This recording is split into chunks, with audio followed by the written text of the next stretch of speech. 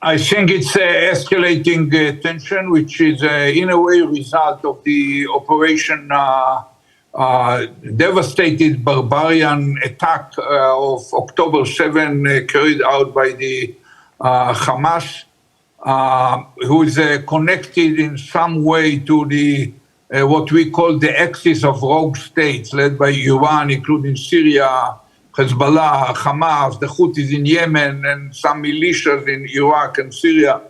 And Israel is surrounded by them, and the devastated attack by the Hamas created this war. It's true that at a certain point we hit Iranian target. We saw it to be outside of the consulate, but for some reason Iran interpreted it as part of the consulate, and they decided to respond. And 2 nights ago they suffered a major blow. They attacked Israel with hundreds of cruise missiles, drones, and over 100 ballistic missiles. And we basically succeeded, together with the Americans, the Brits, and several neighbors in the Middle East, to totally defeat this attack. Major failure. We intercepted, together with our allies, 99% of the rockets, and there was no real damage except for one Bedouin girl, 10 years old, who was got some pieces of a missile hurt her, and she's in a severe situation in hospital. Are you, as Israel, denying the fact that in terms of the action of Israel by killing the diplomats, Iranian diplomats, this was a provocation? Because international law doesn't allow a country to launch attack in a foreign country. No, it's not. He's not a diplomat. He's a general. He's a leader of a terror organization sponsored by Iran called Al-Quds Force, which spread terror all around the Middle East. And we attacked him, and the government never formally admitted it, but it's clear Israel did it. It's clear to them. And but I think he deserved his role. I do not regret on his passing away. But you asked about the overall picture. We have now the challenge in Gaza. We have the challenge of the hostages who are still in the terrorist Hamas hands. We have a challenge of calming down the Hezbollah in the north along the Lebanese border. We have to bring back to their places about 100,000 Israelis, not just around Gaza, but also along the Lebanese border, to bring them back home. And all these challenges, I think, have a priority over hitting back in Iran. We have to hit back. We have to respond to this missile attack of unprecedented magnitude. But it's not that urgent. There are more urgent issues. So I'm sure that the response will come, but probably we need strategic patience to think and then to act. The friends of Israel, including the United States of America, and the Secretary General of the United Nations, Antonio Guterres, are saying, don't retaliate. You are just going to create a conflict in the region. Why are you adamant that Israel must retaliate? No, Israel has to respond because no country suffered such an attack in history. It's probably unheard of that hundreds of missiles, drones, and cruise missiles are attacking a country. And if we accept in our disturbed neighborhood, a tough neighborhood, the Middle East, no mercy for the weak, no second opportunity for those who cannot protect themselves. And this kind of attack cannot pass without response. But having said that, we do not have any interest in going into a full-scale war with the whole region and with Iran. But this is what's going to happen. But this is what's going to happen if you hit back. Iran made it clear that they will even use more powerful force. This is escalation. Yeah. Yeah, I understand what you say, and that's one of the reasons that I am confident that our cabinet, work cabinet, will consider very seriously when and how to respond. And as I mentioned, we have more urgent issues. We have the issue of the hostages, which is needed in order to put an end to the fighting in Gaza, which is needed in order to calm down the fighting in the north.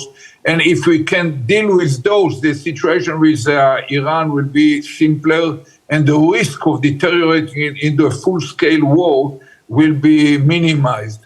So I cannot predict what exactly will be the decision, but I'm confident that the Americans and other allies and friends of Israel in the region, in the world, are talking with our government and trying to reach an understanding about the right and the proper way to respond, but there is a need for a response. You spoke about the situation between, or the issue between Israel and Hamas. Many people have been killed since October 7. Yes, that was brutal, that was wrong. It has to be condemned in strongest terms, the killing of Israelis. However, Israel has gone further to kill more people, women and children, innocent people, stopping the humanitarian aid. And people are saying the type of leadership you have in Israel will not lead Middle East to a situation where this matter is resolved and ceasefire is achieved.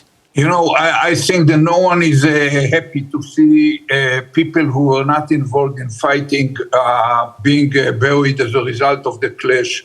And we are aimed in, we have a compelling imperative to destroy the reigning capabilities and military capabilities of Hamas. Hamas cannot reign over the Gaza anymore and cannot threaten Israel because of the October 7th. And we try to minimize these kind of innocent people that might be killed by letting them and asking them to leave the northern part of Gaza. And we opened the road, we let them leave. We waited a day and a week and 2 weeks and 3 weeks before we started the operation on the ground. And the ones who held them, you know, many left. Some 750,000 left Gaza area toward the southern part of the Gaza Strip. Those who stayed there stayed under a gun to their temple by the Hamas. So in a way, we use the munition in order to kill the Hamas, but the Hamas are the guys who are responsible for the fact that citizens were there. They just held them as a human shield to block us from attacking them. And so in legal terms, I think that Hamas is responsible more than Israel. But of course, no human being is happy to see people, especially women and children who were not involved, being killed as a result of a conflict. Do you think Israel has a leadership at this moment that can help in relation to maintenance of peace and these nations living side by side, where we can see a two-state solution, but also to give Palestinians what they want, their land and their freedom? Look, there is a big debate in Israel. We cannot hide it. And this government is more right-wing and extremist in this regard. And I'm not in power, and the Labour is not in power, or the center to left wing is not in power now. But to best of my judgment, there is always a need, in spite of all circumstances, there is always a need. In Israel, I once called it a villa in the jungle. Inside your villa, you can enjoy whatever you like, good music or your jacuzzi. When you step out, you have to be ready always to pull the trigger within a split second, otherwise you won't survive. But having said that, it's clear to us that clear to many of us that the right long-term trajectory is to find a way to separate ourselves and to follow the two-state solutions. It is not agreed by our government, but I think that what happened 2 nights ago opened a great opportunity for Israel. We have been shown in reality, in real fight, that a coalition of the moderates in the Middle East, led by the United States, but include also the Arab moderate autocrat Sunnite countries, can operate, deploy against the rogue state led by Iran and Hamas and Syria and Hezbollah and so on. And I think that Israeli government now has a choice, and I would love to see our government choosing to go to join hands with the Americans and all our neighbors, which we know argue that only a Palestinian people can reign over the Gaza. If we don't want to see the Hamas, it should be other Palestinians. It cannot be Norwegians or South Africans. It should be Palestinians because the 2 million people there are Palestinians. And this alliance of moderates is ready to help Israel to reach it.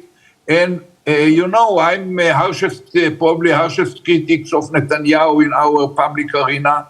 And I think that we have to replace our government, but that should be solved within Israel. That's not an issue we can ask you or the American to solve for us. What can be the role of South Africa? You know South Africa very well. You knew the then apartheid regime, and as I pointed out, at some point in time, Begi congratulated you when you became the Prime Minister with the hope that this matter will be settled. What could be the role of countries such as South Africa? The Norwegians are saying South Africa can play a role to bring the two parties together. Is it a possibility? Look, I think that each country, including South Africa, should express its view based on its history and its conscience and say what they think, but we have to respect each other. We could not intervene in the internal politics of South Africa during the crisis. Many of us had a sigh of relief where when the clerk announced that the game is over, and we saw Mandela out of prison, and later on saw him in Israel together with Desmond Tutu, and I think that South Africa made a great kind of step forward, and since then there are both challenges and opportunities. We respect any voice. We respect your voice when it is heard, and we respect other voices coming, but no one can intervene. We have to decide. We Israelis have to decide our destiny. There are many people in Israel who think like me, but there are many who think like the Prime Minister, and we hope that we will win over to decide the trajectory of Israel in a way that will start to solve problem. I always compare it, I say, we are very good in killing terrorists. It's like killing the mosquitoes, but you have to dry the smoke. And drying the smoke meaning go to the root causes of the situation. Root causes are always political, and we have to find a way to calm down, to relaxate the conflict, to find a way to live side by side behind secure borders, taking into account our security. We always will have to be strong, but as I mentioned, always we have used the left hand to open any door to see whether there is opportunity to relax the conflict, and the other hand with the pointing finger near the trigger, ready to pull it if it's necessary. That's the only way to move forward, but we should keep always the vision in mind of two-state solution, a secure and strong Israel living side by side with a Palestinian entity, demilitarized but viable.